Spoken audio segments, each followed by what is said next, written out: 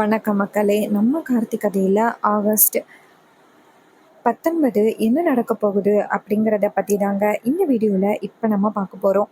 வீடியோவுக்கு மறக்காமல் லைக் பண்ணிக்கோங்க. நீங்கள் லைக் பண்ணுறது தான் எங்களுக்கு அடுத்தடுத்து வீடியோ போடுறதுக்கு ரொம்பவே இன்ட்ரெஸ்டிங்காக இருக்கும். ஸோ மறக்காமல் லைக் பண்ணிவிட்டு இந்த வீடியோவை தொடர்ந்து பாருங்கள். ஸோ என்ன நடக்குது அப்படின்னு பார்த்துக்கிட்டிங்கன்னா, நம்ம ஹீரோ இருக்காருல்ல, அவரை வந்துட்டு அதிகாரிங்க பிடிச்சு கொண்டுட்டு போயிடுறாங்க. இதை பார்த்துட்டு ரேவதி ரொம்பவே அதிர்ச்சி ஆகுறாங்க.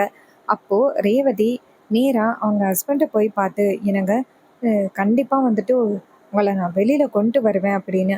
அப்போ ஹீரோ சொல்கிறாரு, இங்கே பாரு ரேவதி, தயவு செஞ்சு எதுவும் தப்பான முடிவு எடுக்காத அப்படின்னு. அப்போ ரேவதி சொல்கிறாங்க, இல்லைங்க, உங்கள் மேலே இப்படி பொய்யான புகார் கொடுத்த அம்மாவை நான் கண்டிப்பாக விட மாட்டேங்க அப்படின்னு சொல்லிட்டு ரேவதி கோவமாக அங்கேருந்து அவங்க வீட்டுக்கு போகிறாங்க.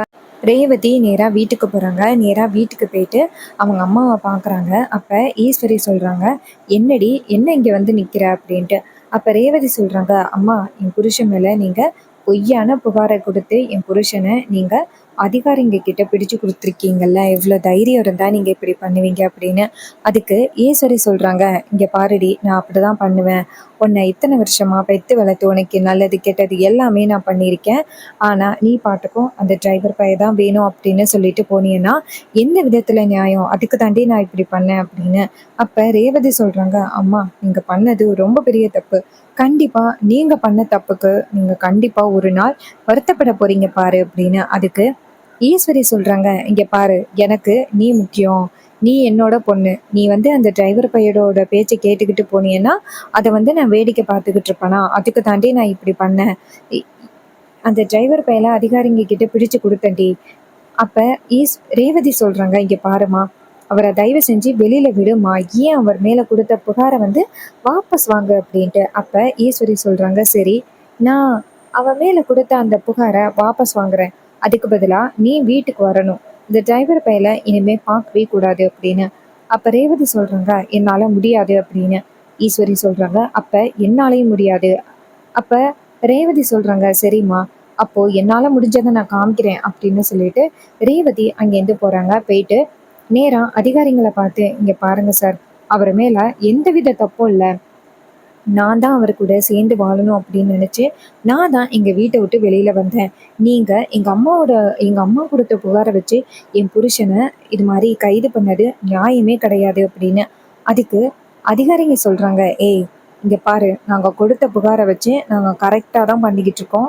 நீ வந்து எங்களுக்கு அட்வைஸ் பண்ணணும் அப்படின்னு அவசியம் இல்லை, நீ கிளம்பு அப்படின்னு.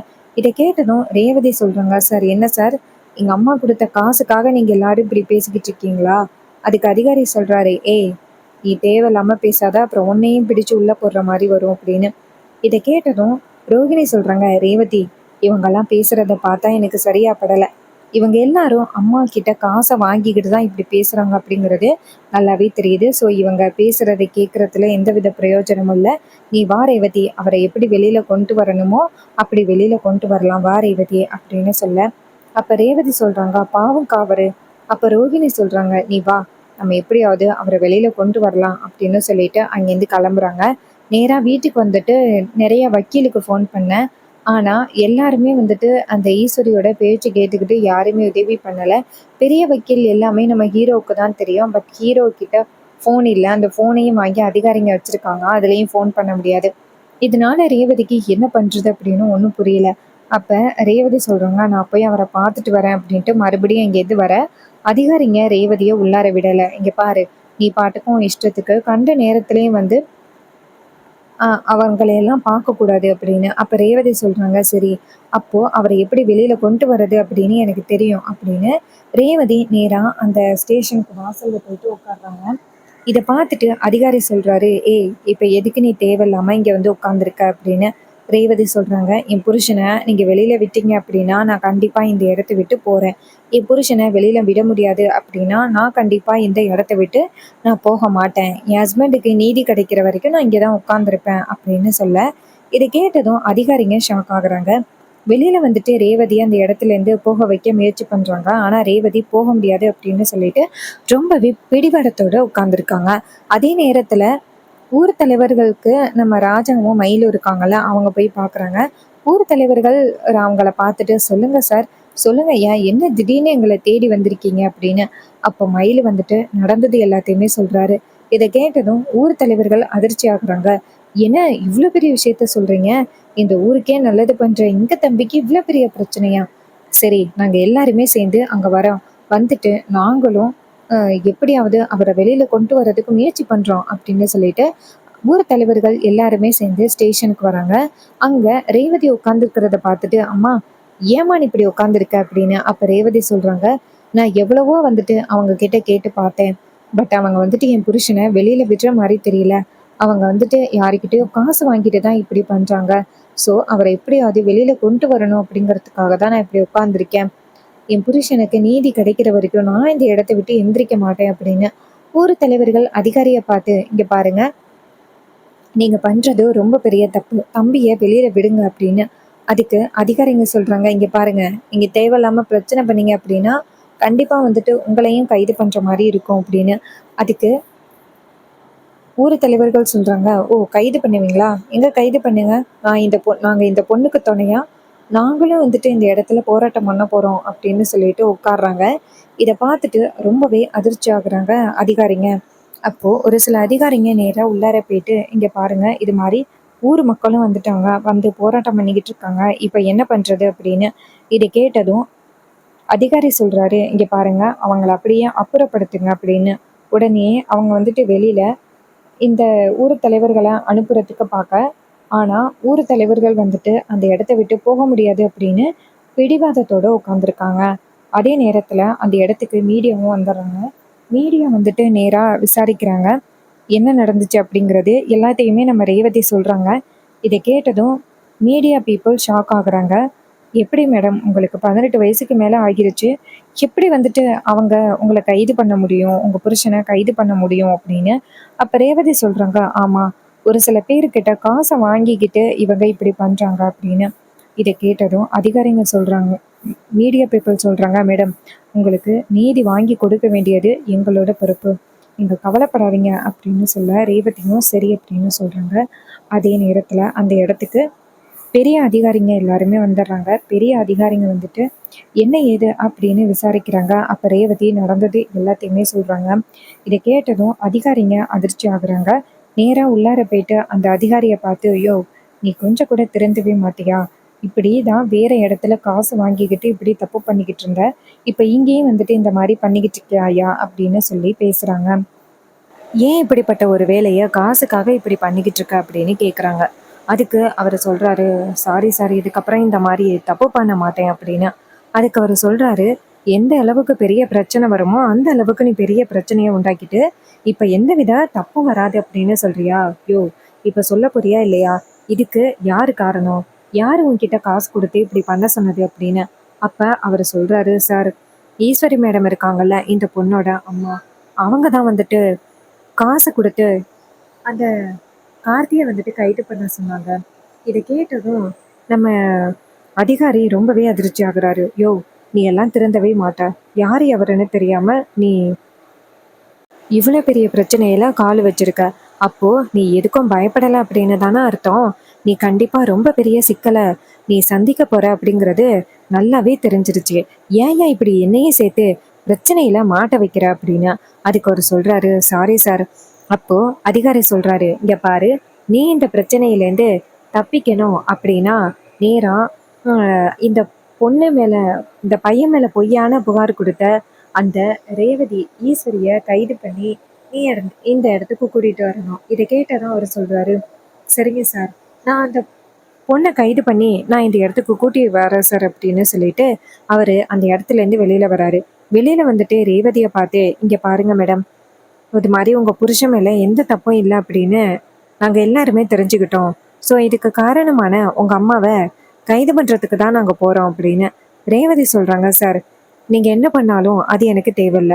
என்னை பொறுத்த வரைக்கும் என் புருஷன் வெளியில வரணும். அதான் எனக்கு முக்கியம்" அப்படின்னு சொன்னதும் அதிகாரி சொல்றாரு, "சரிம்மா, நீ கவலைப்படாத, கண்டிப்பா அவர் வெளியில வருவார்" அப்படின்னு. ரேவதியும் சரி அப்படிங்கிறாங்க. அப்புறமா எல்லாரும் வெயிட் பண்ணிக்கிட்டு இருக்க அதிகாரி நேரா ஈஸ்வரியோட வீட்டுக்கு போறாங்க. அங்க போயிட்டு நேரா ஈஸ்வரிய பார்க்க ஈஸ்வரி கேட்குறாங்க, "இங்க பாருங்க, நான் சொன்ன மாதிரி அந்த டிரைவர் பையல கைது பண்ணிட்டீங்களா?" அதுக்கு அதிகாரி சொல்றாரு, இங்க பாருங்க மேடம், அவர் மேல நீங்க பொய்யார புகார் கொடுத்ததுனால உங்களை கைது பண்றதுக்காக நான் இங்க வந்திருக்கோம். அப்ப சந்திரா சொல்றாங்க, "என்ன சார் உளறீங்களா?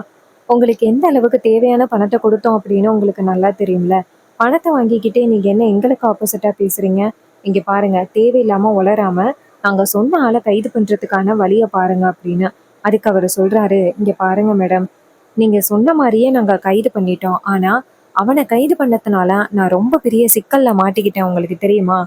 அந்த டிரைவர் பையன் சாதாரண ஆள் கிடையாது மேடம். அவன் இந்த ஊருக்கே மிகப்பெரிய தலைவன் மாதிரி. நீங்க வந்து இந்த ஸ்டேஷன பார்த்தீங்கன்னாலே உங்களுக்கே தெரியும், அங்க எவ்வளோ பெரிய பிரச்சனை நடந்துகிட்டு இருக்கு அப்படின்னு. ஸோ உங்கள கைது பண்ணிட்டு வர சொல்லி தான் எனக்கே ஆர்டர் குடுத்துருக்காங்க.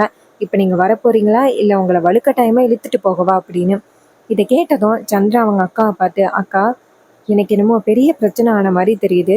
நீ போக்கா" அப்படின்னு. ஈஸ்வரி சொல்றாங்க, "சரி சந்திரா" அப்படின்னு சொல்லிட்டு அங்கேருந்து கிளம்புறாங்க. நேரா அங்க வந்து பார்க்குறாங்க. பார்த்தா அங்க மிகப்பெரிய போராட்டம் நடந்துகிட்டு இருக்கு. கார்த்திய விடுதலை பண்ண சொல்லி. அப்ப ரேவதி நேரா அவங்க அம்மாவ பார்த்து, "என்னம்மா, என்னால எதுவுமே பண்ண முடியாது. என் புருஷன வெளியில கொண்டு வரவே முடியாது அப்படின்னு நீங்க நினைச்சுக்கிட்டு இருந்தீங்களா? இப்ப பார்த்தீங்களா, என் புருஷன எவ்ளோ சுலபமா வெளியில கொண்டு வந்துட்டேன் அப்படின்னு. நீங்க பண்ணது ரொம்ப பெரிய தப்பும்மா" அப்படின்னு. அதுக்கு அதிகாரி சொல்றாங்க, "இங்க பாருங்கம்மா, நீங்க குடுத்த அந்த ஒரு சாட்சி பேர்ல உங்களோட அம்மாவ கைது பண்ணிட்டோம். ஸோ, உங்க அம்மா இதுக்கப்புறமும் வந்துட்டு வெளியில வரதுக்கு வாய்ப்பில்ல" அப்படின்னு சொல்லிட்டு நேரா ஈஸ்வரிய கூட்டிட்டு போறாங்க. ஈஸ்வரி அதிகாரிய பார்த்து, "இங்க பாருங்க, இது மாரி என் பொண்ணோட பேச்ச கேட்டா நீங்க கைது பண்றீங்க" அப்படின்னு. அதுக்கு அதிகாரி சொல்றாங்க, "இங்க பாருங்க மேடம், அவங்க பண்ணது ரொம்ப பெரிய தப்பு. அதனால தான் வந்துட்டு உங்கள நாங்க கைது பண்றோம்" அப்படின்னு ஈஸ்வரிய கூட்டிட்டு போறாங்க. ஈஸ்வரிய கூட்டிட்டு போயிட்டு ஜெயிலுக்குள்ள அடைக்கிறாங்க. நேரா அதிகாரிங்க ஹீரோவ வந்துட்டு வெளியில கொண்டு வராங்க. ஹீரோ நேரா அதிகாரிங்கள பார்த்து, "இங்க பாருங்க சார், எங்க அத்தை மேல எந்த தப்புமே இல்ல. தயவு செஞ்சு அவங்கள வந்துட்டு இந்த மாரி அவங்களுக்கு தண்டனை குடுக்காதீங்க" அப்படின்னு. அதுக்கு அதிகாரி சொல்றாரு, "இங்க பாருங்க சார், உங்க மேல எந்த தப்பும் இல்ல அப்படின்னு நிரூபிச்சாச்சு. ஸோ அவ்வளோதான் சார் உங்களோட வேலை. ஸோ நீங்க கிளம்புங்க. உங்களுக்காக வெளியில மிகப்பெரிய போராட்டம் நடந்துகிட்டு இருக்கு" அப்படின்னு. இத கேட்டதும் ஹீரோவும், "சரிங்க சார்" அப்படின்னு சொல்லிட்டு அங்கேருந்து வெளியில வராங்க. வெளியில வந்துட்டு ரேவதிய பார்த்ததும், ரேவதி ரொம்பவே சந்தோஷமா அவங்க ஹஸ்பண்ட பார்த்து, "என்னங்க" அப்படின்னு சொல்லிட்டு ஓடி போய் ஹீரோவ ஹக் பண்றாங்க. அப்ப ஹீரோ சொல்றாரு, "ரேவதி, எனக்காக நீ இவ்ளோ பெரிய மிகப்பெரிய அளவுல போராட்டம் நடத்துவ அப்படின்னு நான் கொஞ்சம் கூட எதிர்பார்க்கல ரேவதி." அப்ப ரேவதி சொல்றாங்க, "மாமா, உங்களுக்காக நான் இத கூட பண்ண மாட்டேனா? நீங்க எந்த அளவுக்கு எனக்கு முக்கியம் தெரியுமா? அதனால தான் நான் இவ்ளோ பெரிய போராட்டமே நடத்தினேன்" அப்படின்னு. அப்ப ஹீரோ சொல்றாரு, "சரி ரேவதி, ஆனா அத்தைய வந்துட்டு அதிகாரிங்க கைது பண்ணிட்டாங்களே! அதுக்கு என்ன பண்றது?" அப்படின்னு. அப்ப ரேவதி சொல்றாங்க, "மாமா, அதெல்லாம் கவலைப்படாதீங்க மாமா. அம்மாவ கண்டிப்பா சித்தி வந்துட்டு வெளியில கொண்டு வருவாங்க. அப்படி வெளியில கொண்டு வரலனாலும் அங்கேயே கிடக்கட்டுமே. அவங்க பண்ண இவ்ளோ பெரிய தப்புக்கு கண்டிப்பா அவங்க தண்டனை அனுபவிக்கிறது தான் சரியா இருக்கும். ஸோ அவங்களுக்கு நீங்க இதுக்கு மேல பாவம் பார்த்தீங்க அப்படின்னு வச்சுக்கிடுங்களேன், அவங்க கண்டிப்பா நம்மள வந்துட்டு நிம்மதியா வாழ விட மாட்டாங்க. விடுங்க மாமா, பார்த்துக்கலாம்" அப்படின்னு. இத கேட்டதும் ஹீரோ சொல்றாரு, "சரி ரேவதி" அப்படின்னு சொல்லிட்டு நேரா ரேவதிய அழைச்சுக்கிட்டு வீட்டுக்கு கிளம்புறாரு. அதே நேரத்துல ஈஸ்வரி சரியான கோவத்துல இருக்காங்க. அந்த டிரைவர் பயல அதிகாரிங்க கிட்ட பிடிச்சு குடுத்து, ரேவதிய நம்ம வீட்டுக்கு கூப்பிட்டரலாம் அப்படின்னு பார்த்தா, அந்த டிரைவர் பையன் நமக்கு இவ்ளோ பெரிய பிரச்சனைய குடுத்துட்டானே அப்படின்னு அந்த ஈஸ்வரி சரியான கோவத்துல இருக்காங்க. சந்திராவுக்கு இந்த விஷயம் தெரிய வந்து சந்திராவும் ரொம்ப அதிர்ச்சி ஆகுறாங்க. ஸோ இந்த கதை உங்களுக்கு பிடிச்சிருக்கா? இந்த கதை பிடிச்சிருந்துச்சுன்னா இந்த வீடியோவுக்கு மறக்காம லைக் பண்ணிக்கோங்க.